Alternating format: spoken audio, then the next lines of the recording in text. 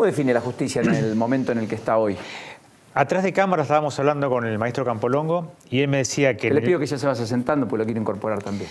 Que durante el gobierno del doctor Alfonsín la justicia era la institución con mayor prestigio en la República. Y hoy estamos en el subsuelo. O sea, no estamos a la comunidad brindando lo mínimo indispensable, no estamos dando una respuesta adecuada.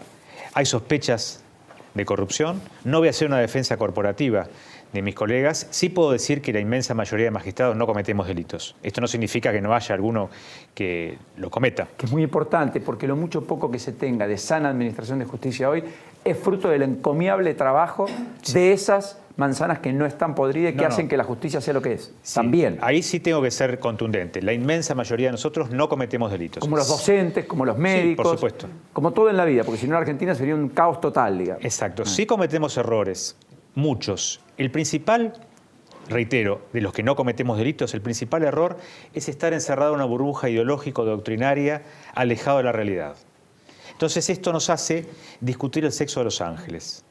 Y ese alejamiento de la realidad nos alejó también del sentido común. Que si en una sentencia judicial o una decisión judicial, yo no soy juez, soy fiscal, pero también decido, peticionando, me alejo del sentido común, nunca va a haber justicia. Yo puedo tener los mejores conocimientos jurídicos, haberme leído todas las bibliotecas, enarbolar la bandera de un lado o del otro, que las hay, pero si no hay sentido común, si no hay racionalidad en las decisiones judiciales o jurisdiccionales, ahí estamos fritos. Y es lamentablemente lo que está sucediendo. Y esa es una responsabilidad nuestra. No es presupuesto, no es plata, no es cantidad de empleados, es habernos alejado de la realidad. Quiero compartir con usted en su espalda una encuesta que refleja lo que está diciendo el doctor Romero, y es la falta de credibilidad de la sociedad. Lo incorpora Carlitos Campolongo. Carlos, gracias por este ratito. Gracias. Muy bienvenido. Mire lo que es la imagen de la justicia según Sinopsis Consultora. Abril de este año, negativa 73,2%, positiva 5,7%, ni buena ni mala 20%. En materia penal, que es donde yo trabajo, en el fuero penal, que en realidad... Es una encuesta nacional, de 1.416 casos. Cuando se le pregunta a la comunidad sobre la justicia, piensa automáticamente en jueces y fiscales penales. Es verdad. No hablan ni de contencioso administrativo, ni comercial, ni civil, ni de familia. Donde se están empezando a tramitar la mayoría de las causas y hay que poner muy fuerte la lupa ahí. Ni hablar. Porque ahí se ha potenciado el conflicto familiar, intrafamiliar, etcétera, de manera brutal en los últimos 3-4 años. Que después termina en lo penal. En muchos casos. Muchas veces un conflicto de alimentos o un divorcio termina en una lesión grave, en un homicidio. Pero me refiero a la materia penal, que es donde yo trabajo, donde ejerzo función. Hace más de 30 años, por eso no hay que echar culpas y fracasos a gobiernos, sino que hay que reconocer lo que pasa en la historia judicial argentina en los últimos 30 años. Las universidades argentinas han insuflado una pseudodoctrina foránea, fracasada en todas partes del mundo, pero que acá se enarbola como una verdad revelada, que es el abolicionismo penal. El abolicionismo penal es aquella pseudodoctrina que dice que el criminal, el que comete delitos, el delincuente, o como se dice ahora, la persona en conflicto con la ley, es la víctima de la sociedad capitalista que lo excluyó. Y en realidad nosotros, el resto, los que no cometemos delitos, las víctimas, somos los victimarios, porque no le dimos oportunidad al delincuente. Entonces, el paradigma milenario del derecho penal, criminal, víctima, víctima, criminal, se invirtió. Y se han concebido, en las universidades nacionales sobre todo, jueces y fiscales agnósticos de la pena, jueces y fiscales abolicionistas, que no creen en la pena. Entonces es tan absurdo como un sacerdote ateo, o como un periodista que diga no creo en los micrófonos, en las cámaras o en los estudios. Y por eso se encuentran, y nos encontramos, y la comunidad representada en la teleaudiencia, con decisiones contrarias a la razón. Hay un montón de ejemplos, que no los quiero citar porque no quiero hacer propaganda justamente a los adláteres del abolicionismo. Pero si hoy usted da clase en cualquier universidad nacional, y puedo hablar con autoridad porque di 20 años clase en la Facultad de Derecho de la Universidad Nacional de La Plata, si no se enarbola la bandera abolicionista en Argentina, representada mayoritariamente por el doctor Zaffaroni y sus miles de seguidores, uno es considerado el facho. y queda afuera de las cátedras. Las cátedras fueron colonizadas por el abolicionismo y el resto, los que no somos abolicionistas, hicimos muy poco. ¿Por qué hablo de la universidad y no de la justicia? Porque los futuros abogados, los futuros jueces, los futuros fiscales surgen de las universidades. En ese sentido, en el proyecto de reforma de la gobernadora Vidal se contempla algo más a lo que hoy existe para ser juez o fiscal, que sería una capacitación de 1 año y medio adicional en la escuela judicial.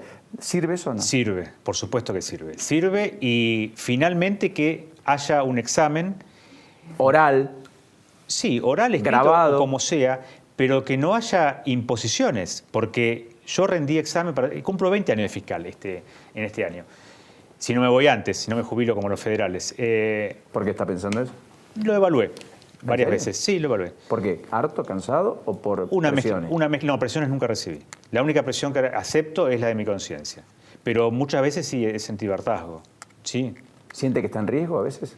No, en lo personal no. Pero yo tuve 12 años tolerando a la procuradora Falvo, que, por ejemplo, por venir a un programa como este, nos sancionaba. ¿En serio?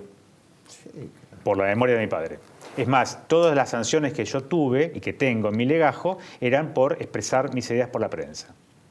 Que por supuesto yo las exhibía orgulloso en la puerta de mi despacho, hasta que el fiscal general, a quien respeto y quiero como un padre, me dijo, por favor, sacalas, y las saqué.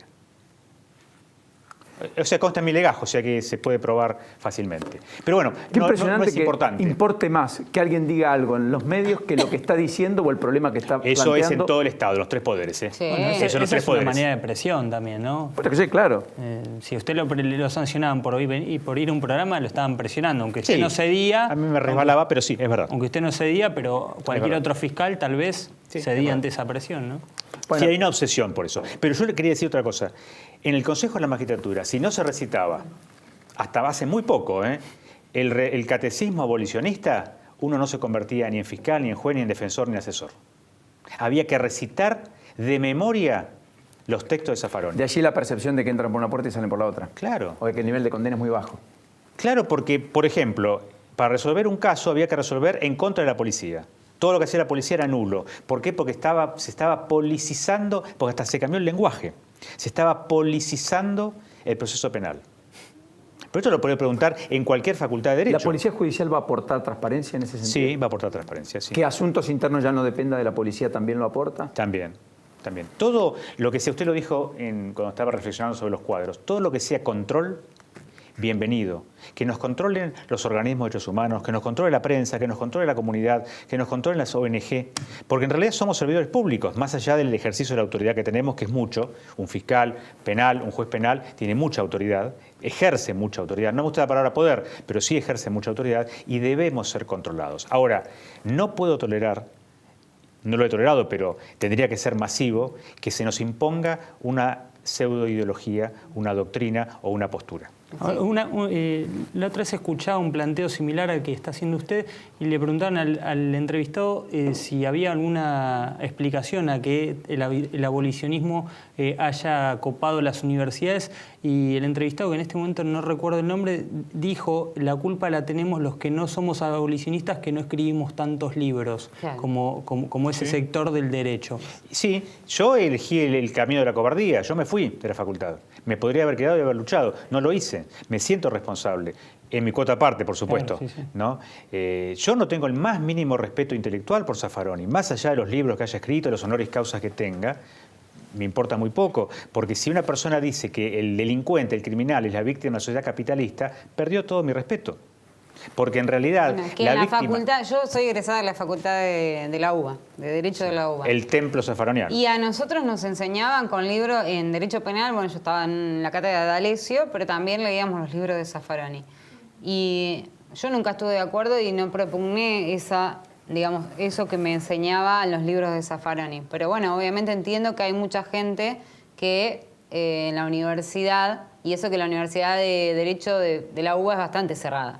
Somos muy conservadores los que salimos de la UBA, no somos liberales ni nada por el estilo. Pero que las ideas de Zaffaroni fueron quedando, sí, es obvio. Vos entras a cualquier despacho de un juez o de un fiscal y están los libros de Zaffaroni.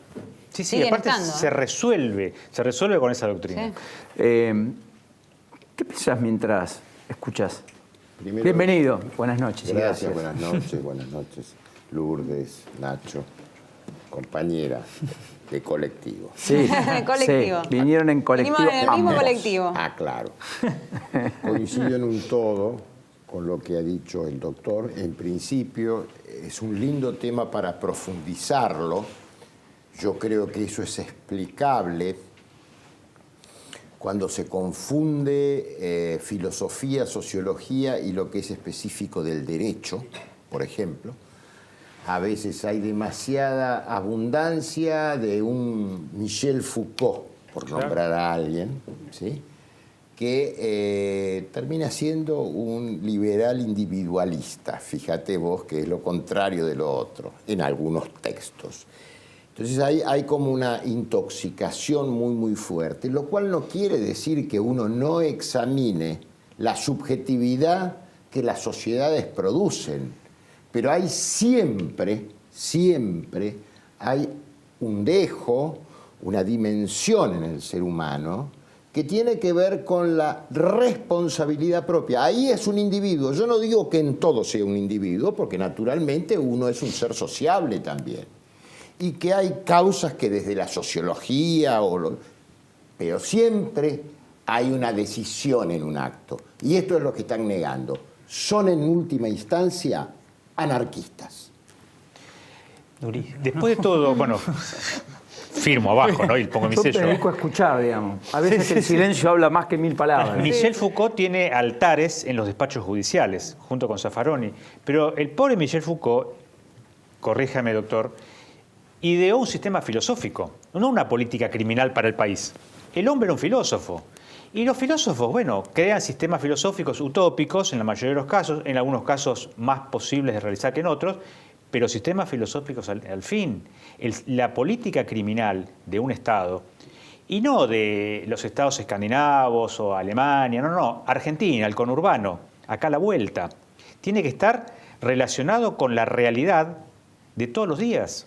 Porque si no, creamos leyes, porque si creemos que la ley, la letra de la ley, es la solución mágica para todos los problemas. Es un problema enorme. Entonces sería facilísimo. Cuando se habla del narcotráfico, vienen los genios y dicen, hay que hacer lo siguiente, hay que liberarla y dejarla a las reglas de la oferta y la demanda. Buenísimo, somos los genios del mundo. Solucionamos el tema del narcotráfico. O tal cuestión, hay que aumentar la pena. El delincuente, el criminal, el hombre en conflicto con la ley penal, como se dice ahora, hay todo un lenguaje nuevo, no se intimida con la ley penal, no se intimida con la camarita, no se intimida con el patrullero con la luz azul. Eso nos da cierta tranquilidad a los honestos, sensación de tranquilidad, al contrario de lo que decía. Muy importante lo que está diciendo, muy importante. El delincuente desafía al sistema penal, pero no hay que ser un especialista de Harvard. Hay que leer simplemente a Hilda Marchiori, de 30 años atrás, una psicóloga forense, que el criminal desafía al sistema penal. No se asusta con la policía, no se asusta con la gendarmería, aunque parezca el ejército porque están de verde, no se asusta con la camarita. Al contrario, la desafía, dice, yo te voy a robar. Se sienta se intenta superar e intenta demostrar al otro que es el más vivo de todos. Por supuesto. Pergenia el robo del siglo, perdón. Y el resto somos los giles. Es como, perdón, y coincido también en esto, es como esas síntesis simplificadoras, ¿no? Que todo lo va a solucionar la ley o la mano dura, que no se sabe bien qué es, y no se va en profundidad, como está muy bien el doctor indicando, esta cuestión del momento del delito. Yo siempre vengo diciendo hace muchos años que vos podés, frente al crimen, amenazar con silla eléctrica, no sé, la horca, pena de muerte, no los importa. instrumentos que frente al acto hay otras cosas que se ponen en juego y que hay que tener en cuenta, ¿me entendés? La pena, la ley no soluciona la conflictividad social en ningún campo, ni en el económico, ni en el político, en ningún campo. Estos son construcciones que hay que hacer adecuadas y, como bien decían ustedes al principio, me río porque es un poco el título de un libro de Nun que estoy leyendo, El sentido común. ¿Es el libro de Jung? No, es un libro de Pepe Nun. Ah, de Pepe, el politólogo, el ex secretario que el de Cultura. título viene a cuento del programa. el sentido común y la política. Me dicen, Paola, que estalló el Twitter en @lalupa26, etcétera. Un ratito vamos a hacer, está apasionante, perdón, estoy casi como en casa ya a esta altura. Me parece que son los temas estructurales que hay que discutir y ya nos metemos de lleno en el tema político centralmente con Carlitos, el tema de los gobernadores, Macri, Fellner preso, la intervención del PJ, todo lo que ha dejado esta semana. Pero no quiero dejar de poner la lupa en este tema, porque sí entiendo algo, que es que la ley no resuelve el problema. Ahora, el contrato social tiene que tener una ley que lo haga respetar. No hay, porque si no, no hay contrato social. No hay comunidad jurídicamente organizada donde no haya normas, salvo para los anarquistas. Pero ojo, el anarquista que no le saquen el Estado, porque tiene que trabajar. El anarquista argentino dice, fuera el Estado. Yo quisiera verlo si no hay Estado. Y que tengan que trabajar fuera del Estado. Por ejemplo, y no para hacer defensas corporativas, aceptando las responsabilidades que mostraban esas placas, aunque sea una muestra, aunque sea Comodoro Pi exclusivamente. Naturalmente. Aunque sea quizás lo peor de la justicia argentina hoy. No me animo a decir eso. Sí hay una cuestión legal que hay que revisar, que es la multiplicidad de instancias. Usted hablaba de por qué no hay sentencias, por qué no hay decisiones, porque tenemos para cada paso del proceso 8 instancias. Sin exagerar. Y no el doble conforme que exige el Pacto San José de Costa Rica, que es una instancia superior. Una primera instancia y una revisora. No, tenemos la apelación, la queja, la casación, el recurso extraordinario y después el recurso extraordinario por denegatoria y después ante la Corte Interamericana. Entonces no termina nunca. Una prisión preventiva nunca queda firme. La persona nunca está condenada. Perdón, traducido.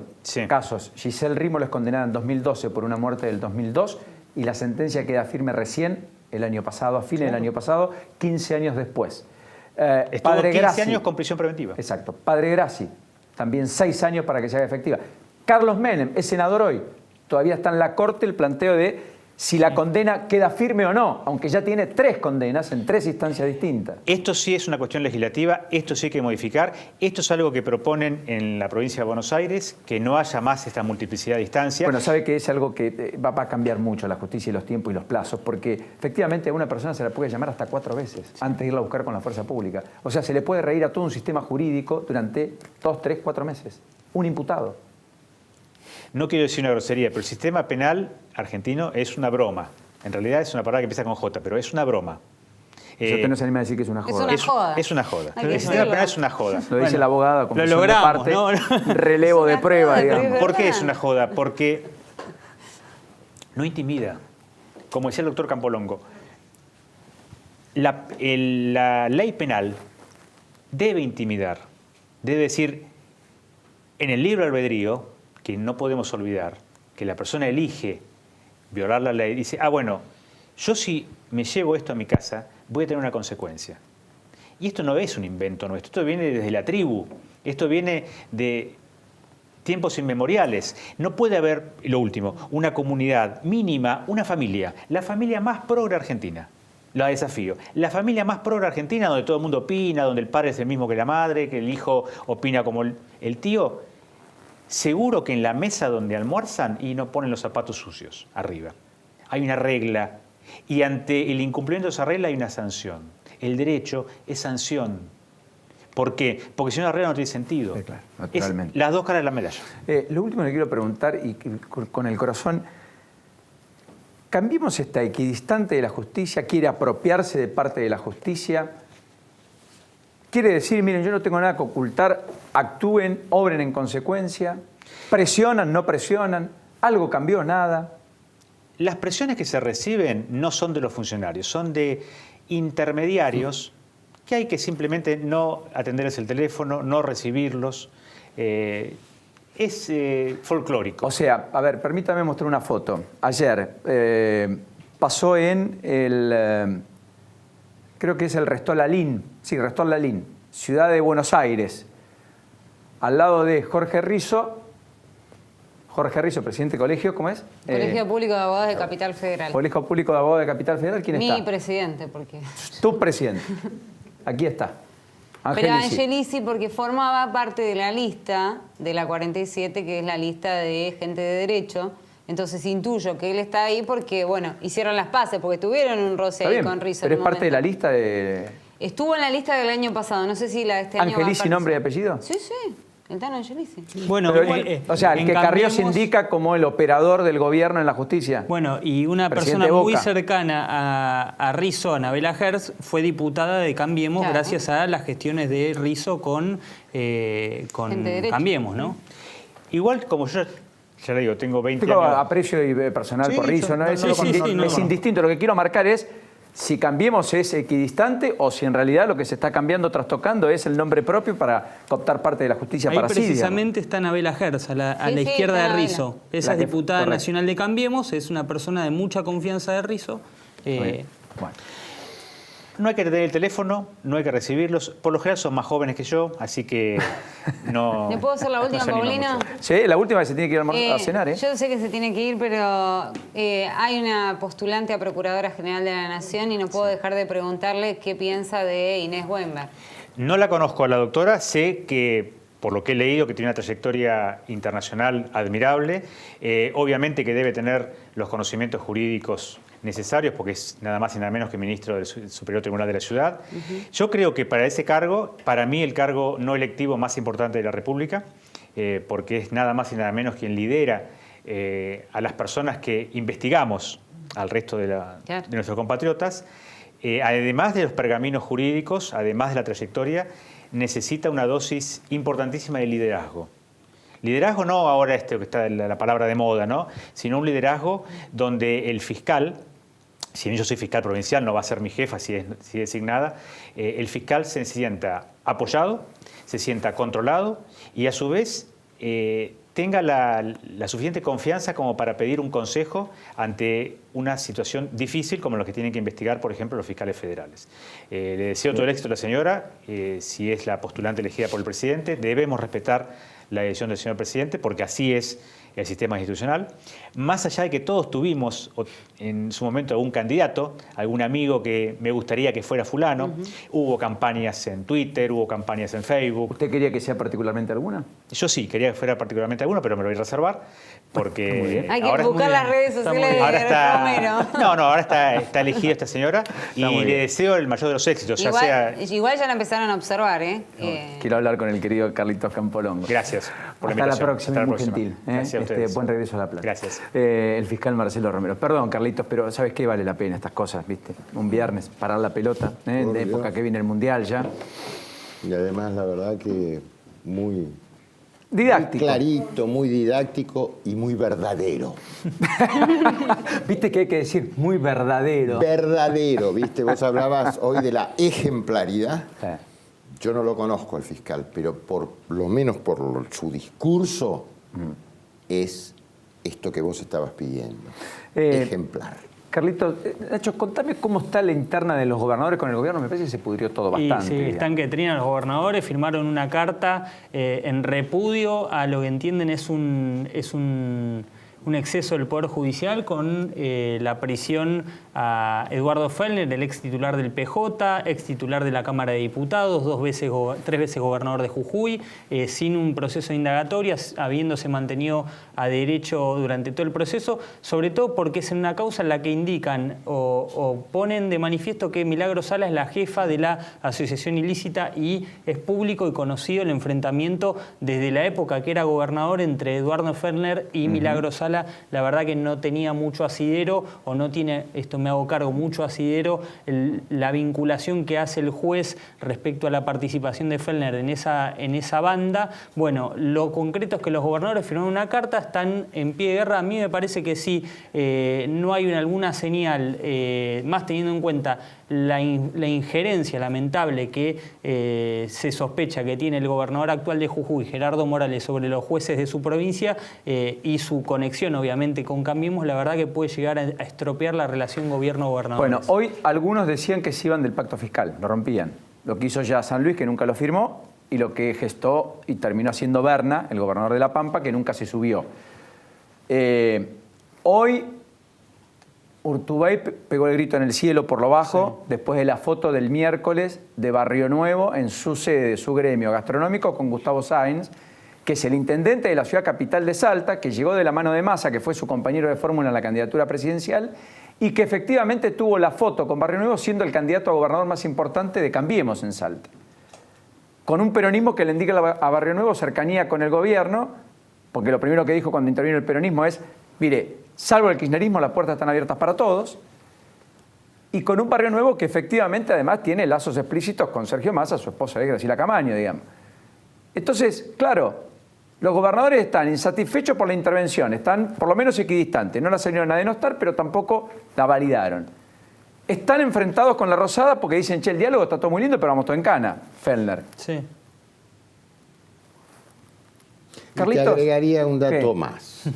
Aquel método que censurábamos de la zanahoria y el látigo que los se fondos. utilizaba, claro.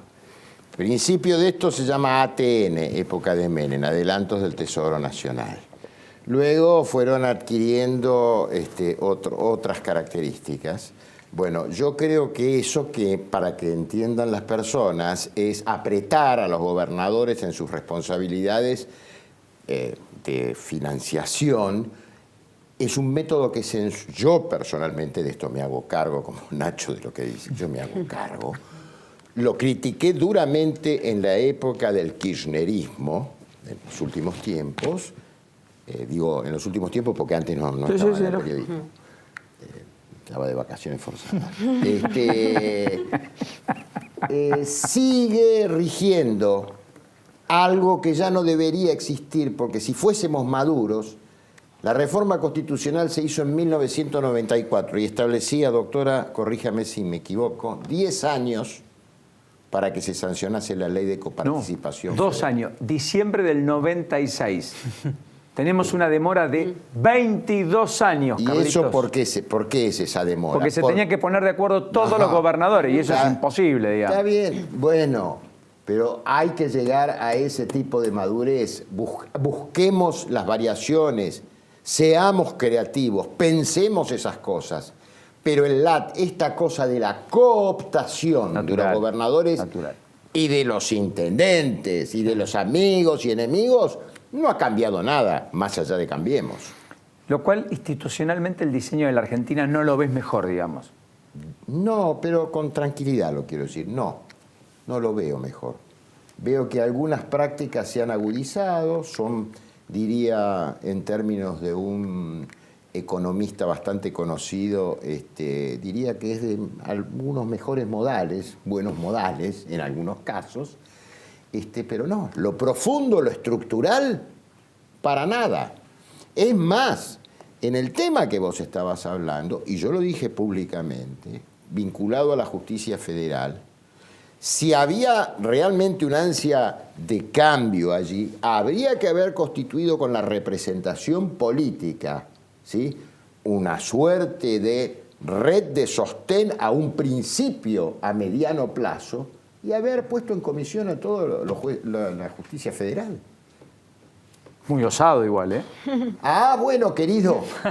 Pero entonces pongámonos de acuerdo. Entonces, cambiemos, es solamente una palabra que suena bien, que queda linda. Vos sabés que sí, en la publicidad hay 2 palabras que son de alguna manera siempre triunfadoras. Gratis y nuevo. ¿El gobierno es nuevo? No. A ver, en términos formales, institucionales, sí. Vos me estás dando otro sentido a la pregunta. Si le pudiera dar un consejo a Cristina para el futuro del peronismo, ¿le diría que siguiera adentro o que se corriera? Que fuese generosa con un movimiento que excede largamente lo que ha sido para unos y para otros el gobierno de Cristina. Pero largamente, le pediría en ese sentido generosidad. Campolongo, ¿y la intervención del PJ cómo la vive usted? La estamos viendo. Acá se utilizó una palabra muy importante. En la vida como en la política siempre se entremezclan las causalidades y las casualidades. Acá, por ejemplo, uno podría decir, ¿y qué pasa si además uno piensa que rompió lanzas quien jugó con muchos gobiernos, como la doctora Servini, creo que ahora hay que llamarla Servini nada más? Sí, Servini. A Servini. No quiere más de Corea. Que jugó y entonces, bueno, yo me pregunto, frente a esos comportamientos, ¿qué cosa nueva hay? como vos me estabas preguntando por lo nuevo. ¿Qué cosa nueva hay? Entonces, casualidad y causalidad. Casualidad, puede ser que haya roto lanzas con el oficialismo y una cosa que viene desde hace años, esto del pedido. Yo, como principio democrático, estoy en contra de la intervención de los partidos políticos, de cualquiera. Y leo un fallo que dice que no, que se han perdido las últimas 2 elecciones, 3 elecciones, que es insólito. Eso ni en Zaffaroni está. Digo yo. Sí, claro, porque uno podría decir, mire, se Hay fraguó... que cerrar a todo menos al PRO. Perdón, se fraguaron los estatutos, en todo caso votó gente o participó gente que estaba no afiliado, que estaba muerta y que aparecían los padrones. Todo eso son los motivos por los cuales muchos fueron a la justicia para pedir la intervención del Partido Justicialista. ¿No es cierto? Sí, sí, Ahora, claro. en ningún caso nadie fue para decir, che, perdimos 3 elecciones, saquen a los que están. Estoy en absoluto acuerdo, pero también estoy con aquellos giros discursivos, como escuché a alguien que fue elegido a punta de dedo por Cristina como integrante del máximo cuerpo deliberativo del justicialismo, rasgarse las vestiduras. O sea, mientras estaba la mía, no pasaba nada. Y ahora entonces cambio... ¿Ese Estoy un poquito- Scioli o Gioja? No quiero personalizarlo, ¿viste? No Scioli quiero- está ausente, Scioli. Scioli Bueno. me parece que está con complicaciones. Judiciales. Tiene el 3 de mayo una indagatoria. 3 de mayo, una indagatoria y un procesamiento a la vuelta de la esquina. Pau, Paulina, mira, creo que esto va a resumir en parte todo lo que es este programa y en realidad lo que es la base de este programa. Porque dice así, Michael dice, don Paulino, lo felicito. Don Paulino es más joven que yo, chicas, les digo. O sea, es serio nomás, pero es más joven que yo de edad. Don Paulino, lo felicito por todo su editorial de hoy. Es usted un periodista imparcial como debe ser el periodismo. Lástima que usted tiene unos colegas que, déjeme decirlo, son unos mamarrachos. Felicitaciones. Bueno, por eso pero mira es un este y no programa mira de otro, la y después lupa. cuando mira otro dicen del resto somos unos mamarrachos y nos incluyen a nosotros. A mí me ha pasado lo mismo. Bueno, Vos sabés que he gracias. trabajado en otros noticieros y yo siento que acá es imparcial de verdad. Lo vimos el otro en vivo en directo. Vinieron una parte a hablar de las Malvinas, vinieron otra parte de hablar de Bueno, otra ese es historia. el deber del periodista, Bueno, digamos. a veces no. Hay periodistas que son tendenciosos. Yo he Bueno. puesto una radio que dice, somos los únicos que decimos la verdad. Bueno, No. escúchame una cosa. ¿Sabés qué es lo más lindo? ¿Qué? Que tenemos la autoridad para hacerlo Sí. en términos de la autoridad que nos deja hacer esto. Y eso es muy valioso. Y en estos tiempos, Carlitos, cotiza en bolsa. Es más caro que la onza Troy, ¿verdad? ¿O no? Absolutamente. Ciertamente. Absolutamente. Equivocado o no, por suerte lo que pasa acá es responsabilidad nuestra. Por lo tanto, cuando nos equivocamos, asumimos esas culpabilidades. Ha sido un enorme placer, Carlitos, tenerte este rato. No, yo les agradezco. ¿Por qué le preguntarías a un tipo como el profe Campolongo hablando de política y viendo la Argentina y el país? ¿Cree usted con toda la experiencia que tiene? ¿Algún día Soy esto va a joven. cambiar? Estamos en un proceso de cambio, no digo una Dependerá- revolución, sino que hay un movimiento que antes yo no veía tan así. Todo estaba más Dependerá tapado. de nosotros los argentinos y de que podamos construir algún... Yo diría, bueno, yo escribí en mi libro el año pasado. Yo creo que uno, no el único, uno de los problemas serios que tiene la Argentina es lo que yo llamo la deserción de los sectores dirigentes. Y cuando hablo de deserción de los sectores dirigentes, no hablo solamente de lo político partidario, porque yo hablo desde la concepción política. Hablo de ciertos empresarios, de ciertos sindicalistas, de ciertos intelectuales, de ciertos... Todos podemos equivocarnos y es humano equivocarse y corregirse. Pero el problema es no tener un proyecto de país, no contribuir a un proyecto de país. Y yo estoy volviendo a la pregunta primaria, en la cual me incluyo. ¿Qué somos los argentinos? Es verdad. Yo creo que la palabra que rescato es contribuir, porque es como que todo el mundo, su opinión es la importante y luchan por eso. Absolutamente. Y por imponerla, no por Sí. escuchar al otro y tratar de superarse y pensar algo diferente. Quizás si es que me convencen y entonces obtengo esa mirada superadora a la propia. De Absolutamente. lo contrario nos convertimos en sectarios. El que llega, parece una perinola, ¿no? El lado de él toma todo, el que llega, Sí. toma todo, Sí. se lleva todo. No, no es así. No se construye un país así. Y no porque no estás escuchando al otro, que es parte con el que tenés que construir, lidias todo el día. Carlitos, gracias. No, gracias, Enorme muchísimas placer. gracias a ustedes, los quiero mucho. Es grande, Carlitos.